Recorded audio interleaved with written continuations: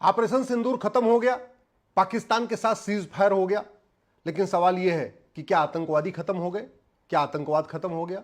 नहीं, आज भी मुठभेड़ चल रही है। क्यों? क्योंकि आतंकवादी जो पैदा होते हैं, वो जहां से पैदा होते हैं वो सेंटर तो बंद ही नहीं हुए, मदरसा और मरकज तो बंद ही नहीं हुए। और पूरी दुनिया में जब तक मदरसा और मरकज है तब तक शांति नहीं आ सकती। इसलिए मैं पहले भी कह चुका हूं, हेट स्पीच को डिफाइन करना चाहिए और जितनी भी रिलीजियस किताबें हैं, जितनी भी मजहबी किताबें हैं, सबको रिव्यू करना चाहिए, सबकी समीक्षा होनी चाहिए।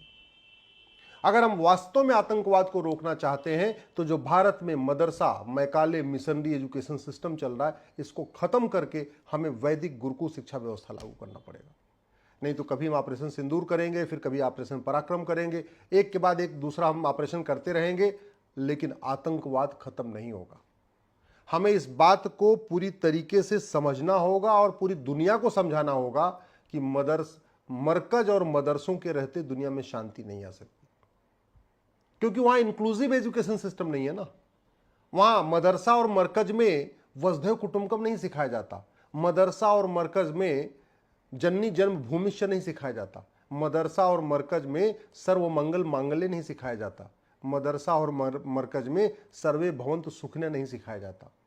मदरसा और मरकज में तो केवल नफरत सिखाई जाती है कि जो खुदा की इबादत करे, जो अल्लाह को माने वो पाक, जो न माने वो नापाक, और जो नापाक हैं इनको मारो, इनको धोखा दो, इनके सामान पे कब्जा कर लो, इनकी बहन बेटियों पे कब्जा कर लो, सब कुछ सिखाया जाता है। और एक बात ये भी ध्यान रखिएगा, आप ये मत सोचना कि भारत के मदरसे अच्छे हैं, चाहे वो भारत का मदरसा हो या पाकिस्तान का मदरसा हो, अफगानिस्तान का मदरसा हो या बांग्लादेश का मदरसा हो, सिलेबस कॉमन होता है। जो पाकिस्तान के मदरसों में सिखाया जाता है वही भारत के मदरसों में सिखाया जाता है, कोई अंतर नहीं है। और दुर्भाग्य देखिए, भारत के संविधान में कहीं मदरसा शब्द ही नहीं है। भारत का संविधान का आर्टिकल 27 तो कहता है कि मजहब को प्रमोट करने के लिए सरकार एक पैसा खर्च नहीं करेगी, और मदरसों में मानवता को प्रमोट नहीं किया जाता, मदरसों में मजहब को ही प्रमोट किया जाता है। भारत का संविधान का आर्टिकल 28 कहता है कि सरकार के द्वारा मान्यता प्राप्त किसी भी स्कूल में मजहबी टीचिंग नहीं होगी, और मदरसों में मजहबी टीचिंग होती है। मदरसों में इंसानियत नहीं सिखाई जाती, मदरसों में केवल और केवल मजहबी टीचिंग होती है।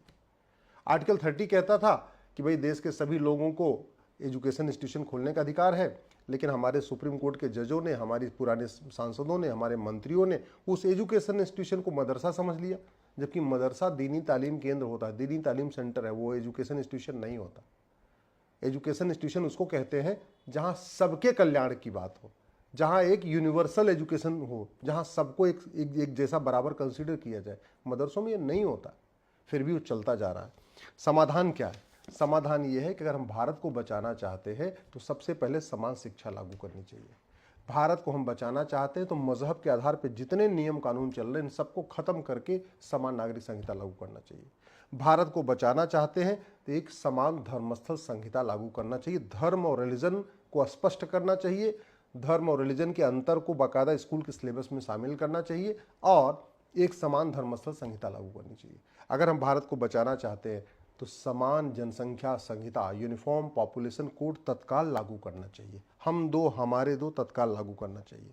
अगर हम भारत को बचाना चाहते हैं तो सबसे पहले हमें कानून का खौफ पैदा करना पड़ेगा। भगवान श्री राम ने कहा था भय बिन होय न प्रीत, भगवान कृष्ण ने कहा था सठे साठ्यम समाचरित, हमारे दादा परदादा कहते थे लोहा लोहे को काटता है, लेकिन हमने कानून का खौफ पैदा ही नहीं किया।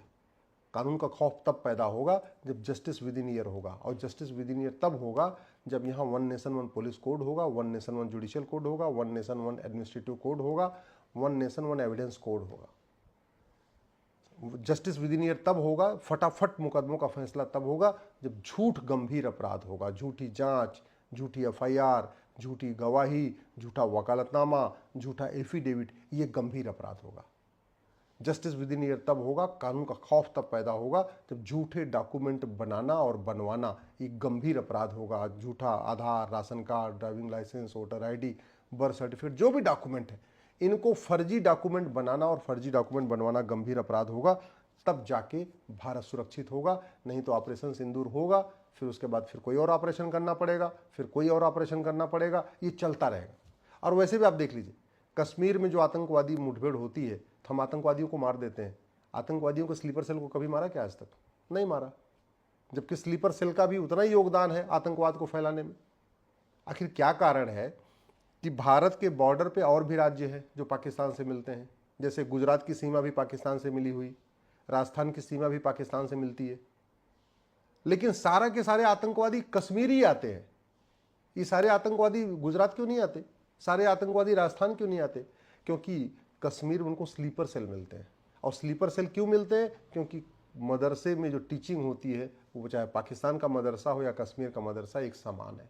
तो जब तक मदरसा नहीं बंद होगा, मरकज़ नहीं बंद होगा, आतंकवाद खत्म नहीं होगा। अगर हम वास्तव में भारत को बचाना चाहते हैं तो हमें यूनिफॉर्म सिटीजनशिप कोड बनाना चाहिए। जासूसों को, गद्दारों को, स्लीपर सेल को, आतंकवादियों की मदद करने वालों को, जिहादियों की मदद करने वालों को, इनकी नागरिकता खत्म करने के लिए प्रावधान करना पड़ेगा। अगर हम भारत को बचाना चाहते हैं तो हमें 100 रुपये से बड़ी नोट बंद करना पड़ेगा।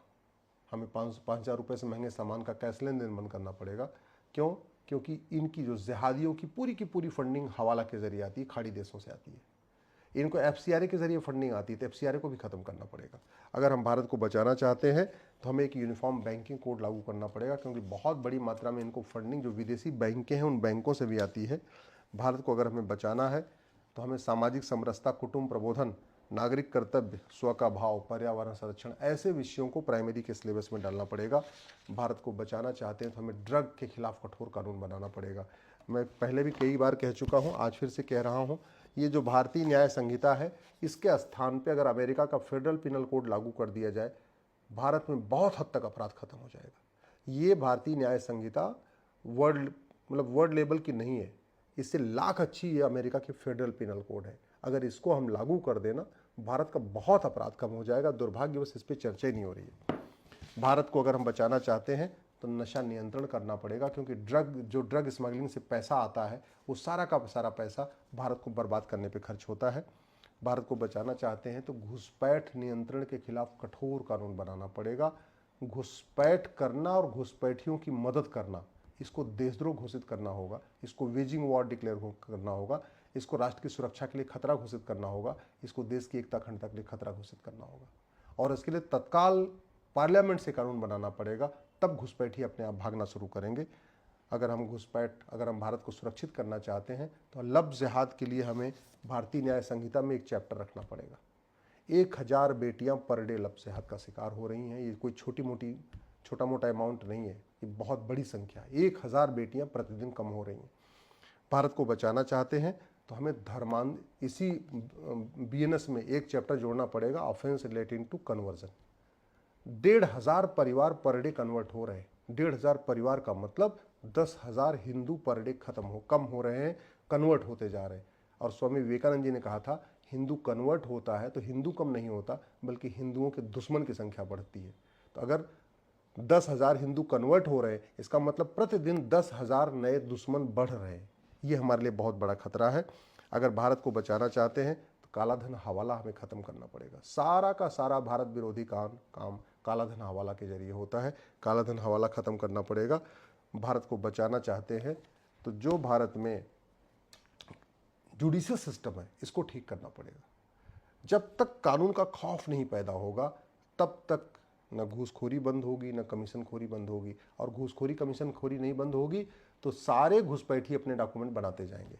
अल्टीमेटली घुसपैठी क्या करते हैं? 2-2 हज़ार रुपये में सारे डॉक्यूमेंट बनवाते हैं। क्यों? क्योंकि यहाँ पे भ्रष्टाचार कोई गंभीर अपराध नहीं है। तो भारत को खतरा है भ्रष्टाचार से, भारत को खतरा है नशा तस्करी से, भारत को खतरा है मानव तस्करी से, भारत को खतरा है घुसपैठ से, भारत को खतरा है धर्मांतरण से, भारत को खतरा है जनसंख्या विस्फोट से, भारत को खतरा है लफ्ज़ जिहाद से, भारत को खतरा है लैंड जिहाद से, भारत को खतरा है ड्रग जिहाद से, भारत को खतरा है OTT जिहाद से, भारत को खतरा है घूसखोरी कमीशनखोरी से, भारत को खतरा है कालाधन हवाला से, भारत को खतरा है अलगाववाद आतंकवाद से, भारत को खतरा है माओवाद नक्सलवाद से। ये कोई लाइलाज समस्या नहीं है, ये पूरी दुनिया में नहीं है। दुनिया के कई देशों ने इसका बढ़िया इलाज किया है, लेकिन इसका इलाज सरकार को करना पड़ेगा, कानून बदलना पड़ेगा। कानून के अलावा इसका दूसरा कोई रास्ता नहीं है।